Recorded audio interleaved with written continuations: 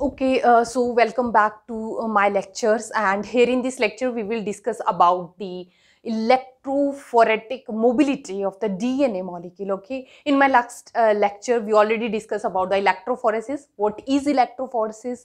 ठीक है, हमारी electrophoresis यूनिट होती है, उसमें क्या क्या कंपोनेंट हम यूज़ करते हैं, ये सारा हमने डिस्कस किया था। और हमने वहाँ पे डिस्कस किया था कि डीएनए जो है ना, it is a negatively charge molecule. Okay, जब हम क्या करते हैं, यहाँ पे इलेक्ट्रिक फील्ड अप्लाई करते हैं मॉलिक्यूल्स को, जो कि इलेक्ट्रिकली चार्ज मॉलिक्यूल है, ठीक है, तो वो माइग्रेट करते हैं under the influence of the electricity. Okay, and this migration is not similar for all the type of the DNA molecule. Actually the mobility of the DNA molecule depends on the size of the DNA molecule. ये हमने discuss किया था अपने last lecture में। You can watch that video also. I will provide the link in the description box and you can check that video also before going to watch this video. Okay, उसमें हमने ये discuss किया था कि जो movement हो रही है, हमने बोला डीएनए मॉलिक्यूल माइग्रेट कर रहे हैं under the influence of electricity, जब हम इलेक्ट्रिसिटी अप्लाई कर रहे हैं, बट जो मूवमेंट है या रेट ऑफ मूवमेंट या migration of the DNA is not similar for all type of DNA. It depends on certain factor. वहां पे हमने एक फैक्टर डिस्कस किया था, what was that? It was the size of DNA, size of DNA. Okay, जो movement है वो depend कर रही है साइज के ऊपर। ठीक है, हमने ये भी डिस्कस किया था कि जितना ज़्यादा लार्ज होगा डीएनए, ठीक है, larger the DNA molecule, it will move slowly, will move slow. Okay, and अगर हमारा डीएनए जो है वो स्मॉल साइज का है, स्मॉल साइज डीएनए है, it will move fast, it will move fast. Okay, तो ये हमने लास्ट वीडियो में ऑलरेडी डिस्कस कर रखा है। ठीक है, नेक्स्ट हम यहाँ पे डिस्कस करेंगे एक और फैक्टर जो है अफेक्ट करता है mobility of these electric charged molecule. What we are saying कि it is not only the size of the DNA that is affecting the migration of the charged DNA molecule, but the another factor is also present there, that is the shape of DNA, shape of DNA.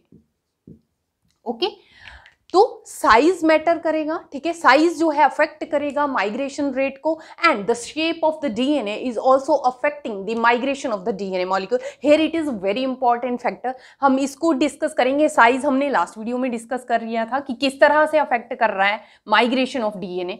Basically इस video में हम focus करेंगे shape of the DNA molecule. Okay, हम for example अगर हम देखें तो हमारा डीएनए जो है वो डिफरेंट डिफरेंट शेप में प्रेजेंट हो सकता है, हम डिस्कस करेंगे उसको।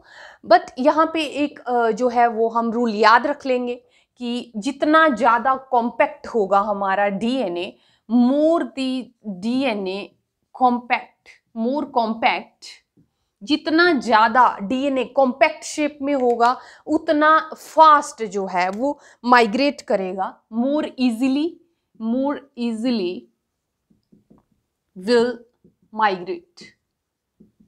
ओके, मोर इजीली बोल सकते हैं या more fast it will migrate under the influence of electric field. तो हम क्या याद रखेंगे कि जितना ज़्यादा हमारा डीएनए का शेप कॉम्पैक्ट होगा उतना ही फास्ट वो मूव करेगा। सो हम एक इस तरह से भी समझ लेंगे कि फॉर एग्जांपल हम एक एग्जांपल जो है वो यहाँ पे ले लेते हैं। ठीक है, यही हम अप्लाई करेंगे कि जितना कॉम्पैक्ट हमारा डीएनए का मॉलिक्यूल उतना फास्ट वो मूव करेगा। ठीक है, तो फॉर एग्जाम्पल हमारे पास मान लो ये जेल है।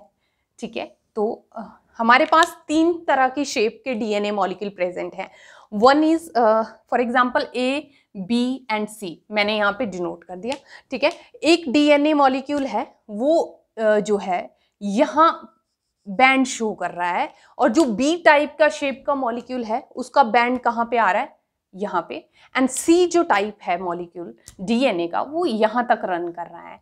तो ये क्या बताता है हमें? ठीक है, व्हाट इट सिग्निफाई। तो हम इस तरह से समझ लेंगे कि हमारी जो डिफरेंट शेप का डीएनए मॉलिक्यूल जो ए लेन में है, ए लेन में जो है मान लो डीएनए, ठीक है, वो क्या होगा कि ये ज़्यादा चलो इसको अभी रहने देते हैं, बी और सी का डिस्कस कर लेते हैं, क्योंकि ये दोनों कंपैरिजन, ये मीडियम जो है वो रेंज में लाई कर रहा है, ये सबसे पीछे है और ये सबसे आगे मूव कर रहा है, ठीक है। तो इनको पहले डिस्कस कर लेंगे। बी लेन पे चलते हैं, ठीक है। बी लेन में क्या है कि हमारा मॉलिक्यूल सबसे फास्ट मूव किया हुआ है, ठीक है, ये सबसे आगे है, सबसे फास्ट है, और जबकि सी लेन वाला सबसे पीछे है, ठीक है, क्योंकि माइग्रेशन इस तरह से हो रहा है, यहाँ पे हमने मॉलिक्यूल्स को लोड किया था वो मूव करे अंडर द इलेक्ट्रिक फील्ड। तो हमारा जो ए टाइप का डीएनए शेप जो है वो डीएनए मॉलिक्यूल वो यहाँ पे रन किया, बी शेप का जो है वो सबसे ज़्यादा रन किया, और सी शेप में जो है दैट इज वो बहुत ही कम जो है वो माइग्रेट किया।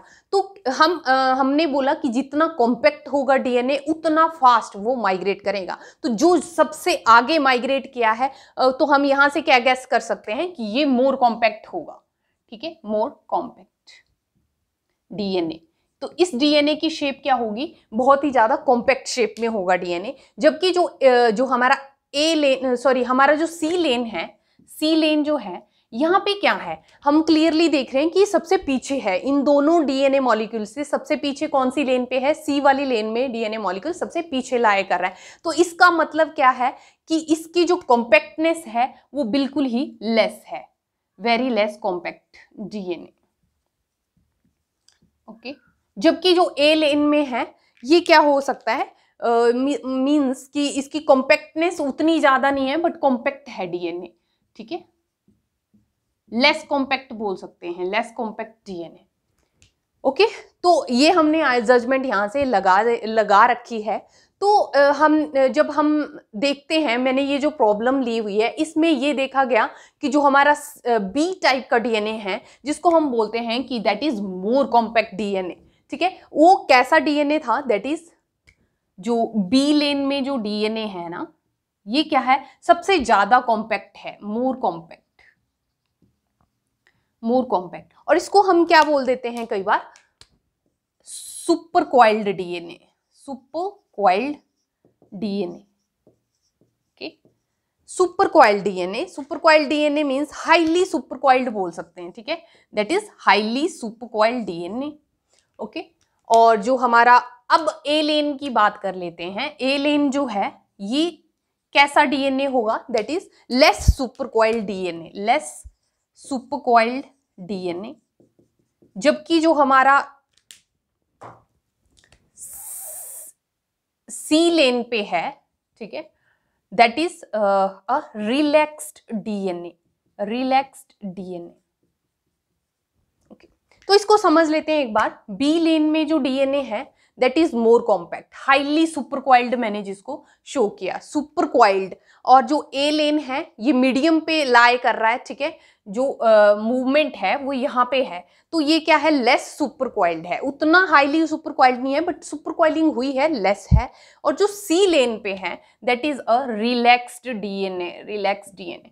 अब इस टर्म को समझ लेते हैं, मैंने ये इसीलिए पहले नहीं राइट डाउन किया सुपर क्वाइल्ड और रिलैक्स्ड डीएनए क्योंकि हमें थोड़ा कंफ्यूज कर सकती थी टर्म्स, इसीलिए मैंने क्या दिया, मोर compact, less compact, very less compact, ठीक है। तो रिलैक्स डीएनए क्या होगा, वेरी लेस कॉम्पैक्ट, मींस जो कॉम्पैक्टनेस है वो इसकी बहुत कम होगी, ये जो है थोड़ा कॉम्पैक्ट स्ट्रक्चर में आएगा, और ये हाईली कॉम्पैक्ट है, that is highly super coiled. अब एक बार यहाँ पे टर्म को देख लेते हैं, what do you mean by this relaxed DNA.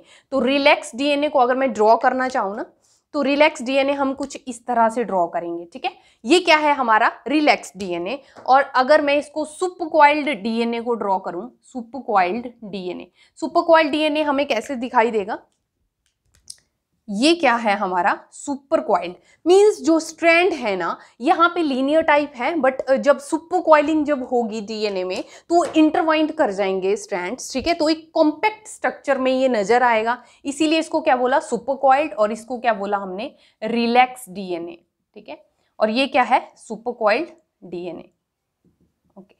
तो हमने ये देख लिया कि जितना कॉम्पैक्ट है डीएनए उतना ही ज्यादा फास्ट वो मूव कर रहा है, जितना जो है वो लेस कॉम्पैक्ट डीएनए है, ठीक है, उतना ही वो कम जो है वो मूव कर रहा है, या बहुत ही स्लो मूवमेंट है, ठीक है। तो ये हम याद रखेंगे। इसका एक और एग्जांपल ले लेते हैं। फॉर एग्जांपल हमारे पास कोई बॉल है, ठीक है, जब हम ग्राउंड पे उसको रोल करेंगे तो बॉल जो है ना, अगर हम धीरे से भी उसको फेंकेंगे ना तो वो क्या करेगा, बहुत इजीली मूव कर जाएगा ग्राउंड पे, ठीक है, क्योंकि वो कॉम्पैक्ट शेप में है।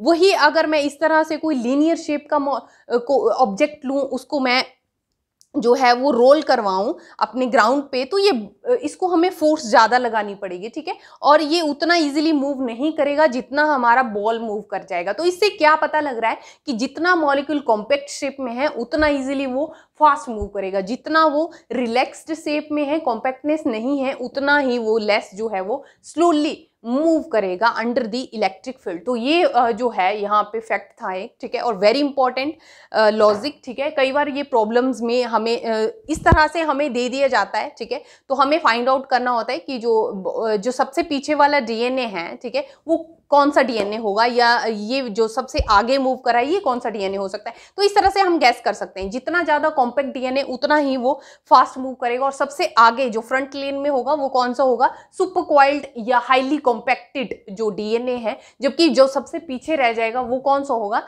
जो लेस कॉम्पैक्ट है, ठीक है, या रिलैक्स डीएनए जिसको हम बोलते हैं। That's all about this video, okay.